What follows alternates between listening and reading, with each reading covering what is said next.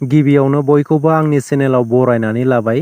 नोंथांमोना आंनि चेनेलाव गोदानब्ला अननानै चेनेलखौ साबस्क्राइब खालामनानै लादो जाहाथे सानफ्रोमबोनि खौरांखौ मोननो हायो। दासिमनि मोननैसो खौरांफोरा जाबाय।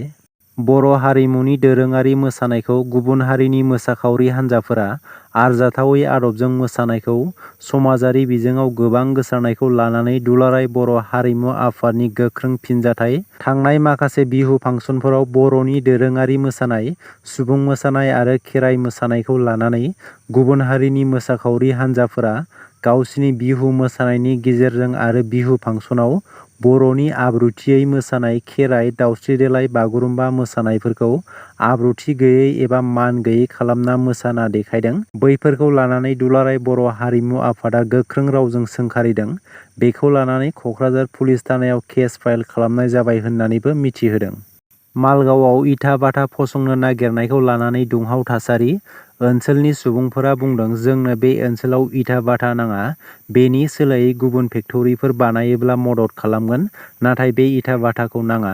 इथा भाटा जानाय लोगो लोगोनो गोबां गुबुन गुबुन जायगाफोरनि खामानि मावग्रा मानसि फैनायजों ओनसोलाव मोनसे गाज्रि थासारि नुजाथिगोन। आबाद फोथारा खहा आरो बार गुबुंले जागोन।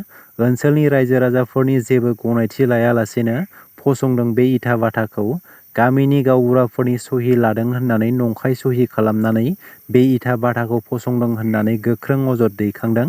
बेफोरबादि अजद दैखांनानै रायजो राजाफोरा 7 साननि गेजेराव इथा भाटाखौ बोखारफिननो थाखाय दाबि दैखांदों। इथा भाटानि बिगोमाखौ क'क्राझार आरो धुबुरी जिल्ला खुंथायनि सेराव आर'जलाइ गथायदों मालगाव ओनसोलनि रायजो राजाफोरा। क'क्राझार जिल्ला बावखुंग्रि बि टि सि बियाब बासबारि बिसिडिसिनि बेन्दोंआव थानाय मालगावनि सतन बसुमतारीनि मददजों बिलासिपारानि कमल कृष्ण खाल मुंनि सासे सुबुङा मालगावआव थानाय कमल बर्मन आरो बिनि फिसाज्ला बिजय बर्मननि 13 बिगा हाखौ बायनायनि उनाव इथा भाटा फसंनायनि खामानिया सोलिगासिनो दं। इथा भाटानिफ्राय ओंखारनाय गोबां बिबांनि उखुन्दैजों बार गुबुंले जानाय, आबाद फोथार, दै गुबुंले जानाय आरो इथा भाटायाव खामानि मावनो फैनाय गुबुन गुबुन गोजान जायगानि सुबुंफोरा बायदि रोखोमनि गाज्रि थासारि सोमजिहोनो हागौनि सायाव गिखांनाय मोनदों ओनसोलनि रायजो राजाफोरा। जायनि थाखाय क'क्राझार आरो धुबुरी जिल्ला खुंथायनि सेराव बे इथा भाटाखौ बन्द' खालामनांगौनि आर'जलाइ गथायदों। लोगोसे 7 साननि गेजेराव इथा भाटाखौ बोखारफिनाब्ला मालगाव ओनसोलनि गं 11 गामिनि रायजो राजाफोरा जयै ओंखारनानै गोख्रों राहा लागोन होननानै फोरमायदों रायजो राजाफोरा। बिस गोनां आदार जानानै मोनसे नखरनि 7 सोद्रोमाफोरा गोब्राब थासारियाव दङ। ब्रयलार दाउ बेदर जानायनि उनावनो खिनाय गोबानाय जानानै नखरसेनिनो 7 सोद्रोमाफोरा देहा फाहामसालियाव फाहामथाय लानो गोनां जादों। गसाइगावनि सतगरजान गामियाव जादों बे जाथाया।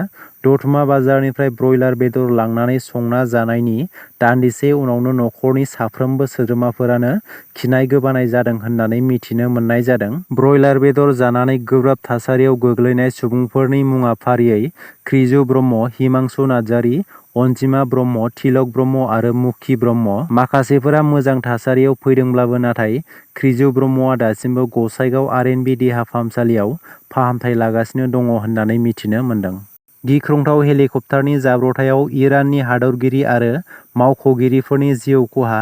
हरखाबै हेलिकप्टारनि गिख्रंथाव जाब्रबथायाव इराननि हादरगिरि इब्राहिम राइसिजों लोगोसे मावख'गिरिफोर आरो हेलिकप्टाराव गाखोनाय गासैबो दावबायारिफोरा दुखुनांथावै जिउ खहा जायो।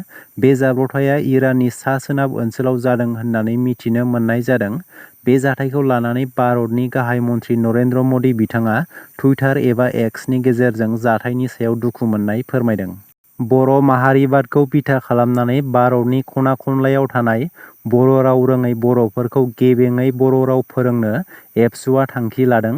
आसाम आरो भारतनि खना-खनला जायगाफोराव रायजो जानाय बर'फोरा बर' राव रायज्लायनो रोङै सुबुंफोरखौ आबुङै बर' राव फोरोंनो थाखाय दुलाराय बर' फरायसा आफादा बर' राव सोलोंसालि मिरु फसंनानै होदों।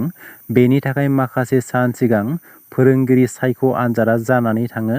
बेनि गेजेरावनो रोंगौथि गोनां बिजाथिफोरखौ सायख'नाय जायो। बेनिनो गिबि खेबनि थाखाय दुलाराय बर' फरायसा आफादा आसाम नाङै गं 10 जिल्लानि गं 16 राव सोलोंग्रा फसंथाननि थाखाय सा 29 फोरोंगिरिफोरनो तामुलपुर जिल्ला एबसुनि गाहाय मावख'आव थिसनलाइ होयो। बिसायख'थिनि समाव जौगाथायनि बाथ्रा बुङो राजखान्थियारि दोलोनि बिबानगिरिफोरा आरो रायजो राजाफोरनि सेराव भट बियो। सरकारा फैदों आरो थांदों, नाथाय सान्थिफुरनि बरला दैमायाव दालां लुनानै होनांगौआ थालांबाय। उदालगुरि जिल्ला 38 नं भैरबकुन्द बियाबनि सान्थिफुर बिसिडिसिनि सिङाव भुटान हाजोनिफ्राय बोहैबोनाय बरला दैमायाव दिनैसिमबो दालां बानायना होयैनि जाहोनाव ओनसोलनि रायजो राजाफोरा गोबां जेंनाजों मोगा-मोगि जानो गोनां जादों। हाथाइ बाजार थांलाय फैलाय खालामनाय, फरायसालियाव फरायसाफ्रा थांलाय फैलाय खालामनायाव गोबां जेंनाजों मोगा-मोगि जानाङो। बेनिखायनो थाबैनो दालांखौ बानायना होनो सरकारखौ खावलायदों। दासिमनि मोननैसो गोनां खौरांफोरा बेनोमोन। गोजोन्थों।